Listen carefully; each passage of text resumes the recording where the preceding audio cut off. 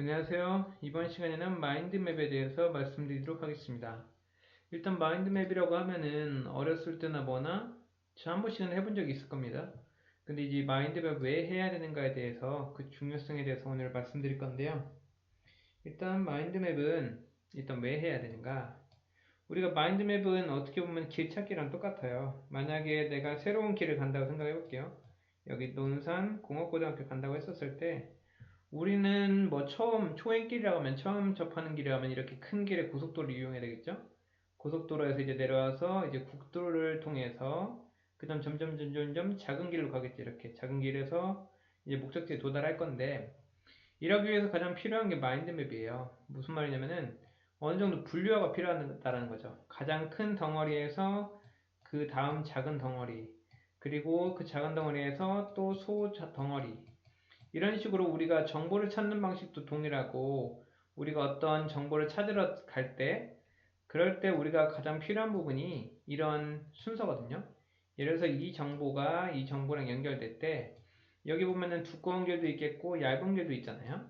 이 두꺼운 길이라고 하면은 뭐냐면은 반복이 많이 됐다는 거죠. 아까 전에 고속도로처럼 차가 많이 다니는 곳은 이렇게 두꺼워지는 이제 미렐린이라고 하는데 미렐린 수초가 많이 형성돼서 두꺼워지는 반면에 우리가 뭔가 반복이 되지 않았을 경우에는 이렇게 얇은 길로 가게 되거든요. 근데 마인드맵이라는 게 우리가 어떤 분류, 여기랑 여기랑 서로 어떠한 공통적인 아니면 차이점이 있을 때 이 분류를 잘 해놓는다라는 개념이 내가 어떤 정보를 찾으러 갈 때, 만약에 학교에서 어떤 문제가 있었을 때 그 문제를 찾아가는 길이 여기로 가야 되는지 여기로 가야 되는지를 좀 확실히 구분해주는 그런 분류의 역할을 할 수 있다는 거거든요.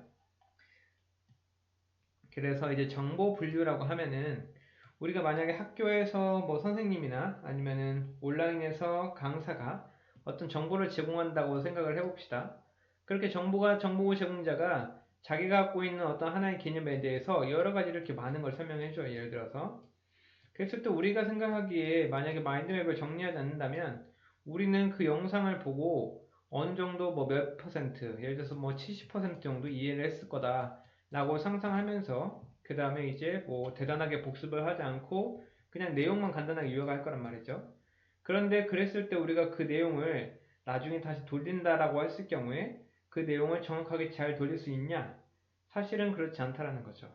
어떤 큰 그림이 있고 큰 그림에서 내가 배우는 어떤 세부적인 내용들을 알고 있어야 문제를 나중에 접근하기도 쉽고 정보를 찾으러 가기 쉬울 건데 실제로는 정보 제공자가 100%다 알려준다라고 하더라도 실제로 그 정보를 받는 사람들은 그것을 모두 얻을 수는 없다는 거죠.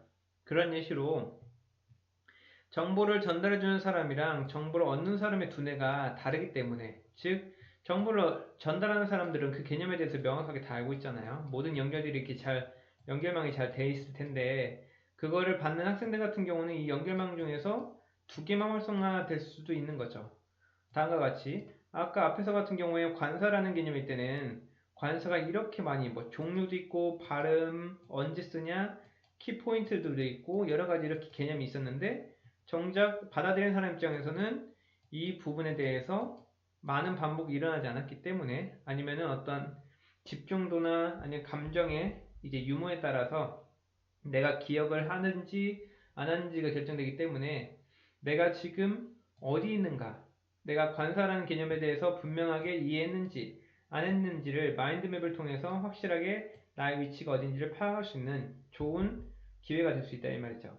왜냐면은 다 전달해 줘봤자 내가 얻을 수 있는 거는 한계가 있기 때문에 그 다음에 다음에는 어디를 해야 되는지 분명히 알 수 있는 거죠.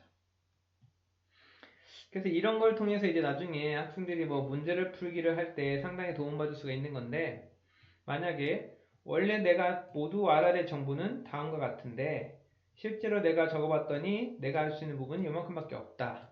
이 상태에서 만약에 예를 들어서 시험을 보러 갔다고 생각합시다. 그래서 이게 관사랑 관련돼서 문제거든요. 1번, 2번, 3번이. 그래서 1번은 문제를 풀기 위해서는 필요한 부분은 어인데 어일 때 이제 언제 어를 쓰고 언제 어는 쓰냐 이 두 개의 차이를 또 구분할 수 있어야 되는 거고 만약에 이거를 정리를 잘 해놨던 사람이면은 1번 문제를 풀 수 있는 거죠. 1번 문제를. 근데 여기서는 어랑 언을 특별하게 구분해 놓지 않았던 거죠. 여기에 세부사항으로.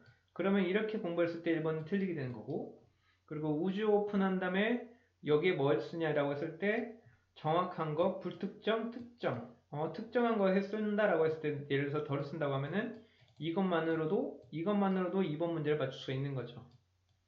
3번 같은 경우에 Kevin plays the drum 해서 play 악기 다음에는 여기 스포츠는 쓸 수 없지만 악기는 덜을 써야 된다.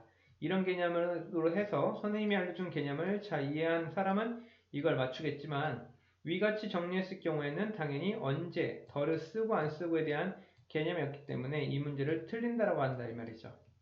그래서 여러분들이 마인드맵을 통해서 내가 어떤 것을 보충해야 되고 어떤 것을 더해야 되는지를 알 수 있을 뿐더러 여러분들이 단순하게 뭐 난이도가 어렵다 아니면 쉽다는 개념은 얼마나 여러분들이 마인드맵이 더 디테일하고 세부적인 경우의 수까지 따졌느냐 이것에 결정된다는 거. 뭐 문제형도 사실은 중요하지 않다는 개념이죠.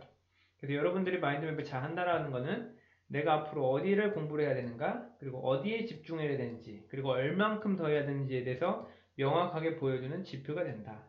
그래서 우리가 불확실하게 막연하게 공부를 하는 게 아니라 얼만큼이라는 정확한 기준이 있기 때문에 그런 것을 위해서 마인드맵을 꼭 적어보기 바랍니다.